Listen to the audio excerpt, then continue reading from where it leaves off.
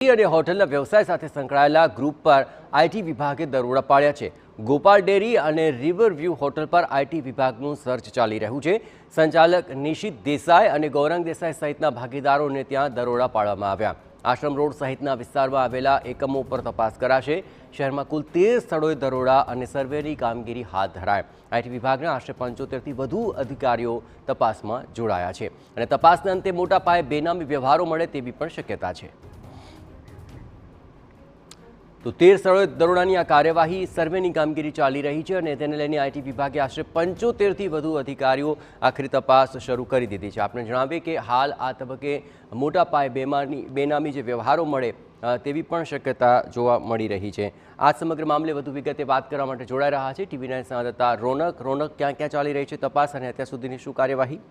બિલકુલ થી વધુ એક વખત અમદાવાદમાં ઇન્કમટેક્સનું મોટું ઓપરેશન ચાલી રહ્યું હોય તેવા સમાચાર હાલ પ્રાપ્ત થઈ રહ્યા છે, જેમાં ડેરી અને હોટલ ઉદ્યોગ સાથે સંકળાયેલા લોકો ઉપર આજે જે ઇન્કમટેક્સ છે તે ત્રાટક્યું છે। મહત્વનું છે કે અમદાવાદના આશ્રમ રોડ સહિતના વિસ્તારોમાં હાલ જે તપાસ છે તે ચાલી રહી છે।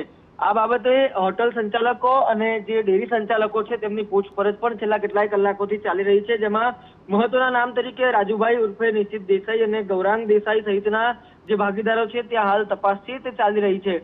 આશ્રમ રોડ ખાતે જે હોટલ આવેલી છે તેમાં પણ 75થી વધારે અધિકારીઓ છે તે તપાસ કરી રહ્યા છે। આ ઉપરાંત જે લખોડી તળાવ પાસે આવેલી ગોપાલ ડેરી છે ત્યાં પણ ઇન્કમટેક્સનું ઓપરેશન હાલ ચાલી રહ્યું છે। ગોપાલ ડેરીમાં જે એક્સપર્ટ કહી શકાય, સીએ કહી શકાય, તેઓની પણ હાલ તપાસ ચાલી રહી છે। આ ઉપરાંત જે બેનામી વ્યવહારો મળવાની આશંકાને પગલે હાલ તપાસ ચાલી રહી છે તેમાં સેફ એક્સપર્ટ એટલે કે એકાઉન્ટન્ટ્સ અને જે તમામ લોકો છે, નિષ્ણાતો છે, તેમની પણ હાલ મદદ લેવામાં આવી રહી છે। તપાસના અંતે ખૂબ મોટા પ્રમાણમાં બેનામી વ્યવહારો મળે તેવી પૂરેપૂરી શક્યતાઓ જોવાઈ રહી છે અને તેટલા જે કારણોસર નાના એકમો છે તેમાં પણ ખૂબ મોટા અધિકારીઓ સાથે આ જે તપાસ છે તે ચાલી રહી છે। ત્યારે આ સમગ્ર જે દરોડા છે તેની કાર્યવાહી પૂર્ણ થાય ત્યારે સત્ય હકીકત બહાર આવશે કે બેનામી રકમ પકડાઈ છે તો કેટલી પકડાઈ છે અને શું સમગ્ર વિગતો છે।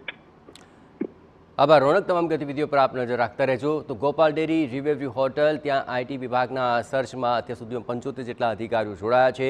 સંચાલક નિશિત દેસાઈ, ગૌરાંગ દેસાઈ સહિતના ભાગીદારોને ત્યાં પણ આ કાર્યવાહી ચાલી રહી છે અને આશ્રમ રોડ સહિતના વિસ્તારોમાં વિવિધ એકમો પર અત્યારે મોટા પાયે તપાસ અભિયાન હાથ ધરાયું છે।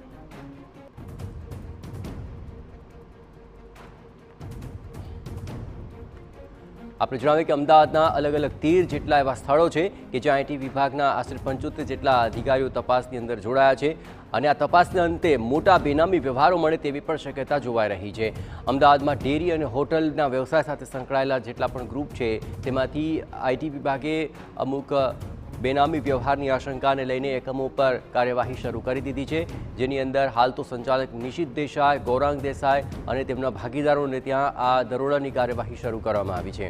આ આશ્રમ રોડ સહિતના જે વિસ્તારો છે ત્યાં એકમો આવેલા છે અને ત્યાં સુધીમાં જે વિગતો મળી છે તે અનુસાર શહેરના કુલ 13 જેટલા સ્થળો છે કે જ્યાં આ દરોડા અને સર્વેની કામગીરી શરૂ કરવામાં આવી છે। મોટા પાયે બેનામી વ્યવહારો મળે તેવી શક્યતા છે અને તેને લઈને 75 જેટલા અધિકારીઓ આ તપાસની અંદર જોડાયા છે। આઈટી વિભાગની કામગીરી જ્યાં ચાલી રહી છે ત્યાંથી જોઈ રહ્યા છો કે જ્યાં આગળ રિવર વ્યૂ હોટલ આશ્રમ રોડ સ્થિત જે ઇન્કમટેક્સ વિભાગ છે તેના અનેક અધિકારીઓ સાથે દરોડા પાડીને જે ચેકિંગ છે તે હાલ કરવામાં આવી રહ્યું છે। ન માત્ર રિવર વ્યૂ હોટલ પરંતુ જે ડેરી ઉદ્યોગ છે તેના પણ એક સંસ્થા સાથે જે હાલ દરોડાની કાર્યવાહી છે તે ચાલી રહી છે। ગોપાલ ડેરી અને રિવર વ્યૂ હોટલ આ બે એકમો એવા છે જેના પર હાલ તપાસ છે તે ચાલી રહી છે। ગ્રુપ સંચાલક રાજુભાઈ ઉર્ફે નિશિત દેસાઈ, ગૌરાંગ દેસાઈ સહિતના જે ભાગીદારો છે તેમના ત્યાં અત્યારે તપાસ આવકવેરા વિભાગ કરી રહ્યું છે।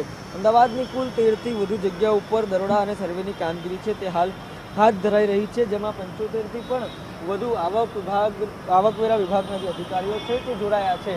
તપાસના અંતે ખૂબ મોટા બેનામી વ્યવહારો મળે તેવી આવકવેરા વિભાગના સૂત્રો પાસેથી હાલ જાણકારી મળી રહી છે। ત્યારે આ તપાસ કેટલી ચાલે છે, લાંબી ચાલે છે, દિવસો સુધી ચાલે છે તેના ઉપર દારોમદાર છે, પરંતુ સૂત્રોનું માનીએ તો ચોક્કસથી બેનામી વ્યવહારો મળે તેની પૂરેપૂરી શક્યતાઓ અહીંયા જોવાઈ રહી છે અને તે જ આધાર ઉપર આવકવેરા વિભાગ પણ હાલ તપાસ કરી રહ્યું છે।